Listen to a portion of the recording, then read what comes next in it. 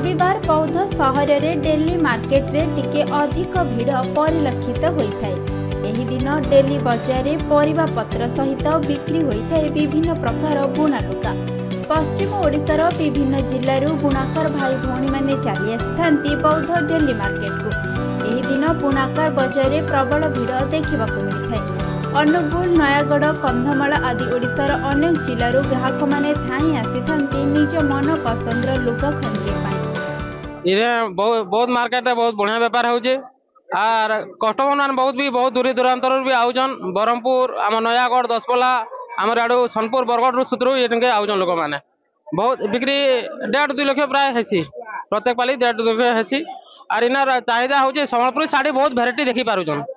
बेते variety देखुछन जे तार माने जेंटा हमर बालजुरी बाजार पहला तापर सेकंड इटा होचे बहुत मार्केट। हम सेकंड बालजुरी हिसाब रे हम इताके सब तार माने भागुछु। कारण ग्राहक एठारे सीधा बा प्रत्यक्ष भाव में बुणाकार निजर पसंद मुताबक वस्त्र खरीद करिथांती। तेणु तांको खूब भल दाम रे ए सब मिलता है।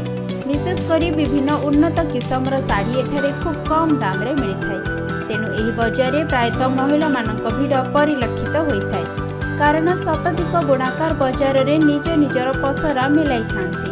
तेणु जे केही भी निज पसंदर लुगा निश्चय एठारू नहीं जाती। एठारे विभिन्न प्रकार हाथ तियारी सूता लुगा ठारू दामी पाट साड़ी सबु दुकान बा शॉपिंग मॉल ठारू उचित दाम रे उपलब्ध होता है। और बहुत बाजार के वर्षे आसुचे भल बिक्री पटा होचे।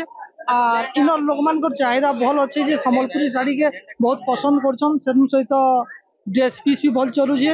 आउ बेडसीट, लुंगी, गामछा सब बढ़िया चलुचे। बजारटा बसला बोलिकी आमर बुणाकार मान सब सुविधा है। आमे भल से आमर परिवार प्रतिपोषण करि पारुछु बजार लगी। बौद्धरू जयानंद मिश्र रिपोर्ट, खबर ओडिशा।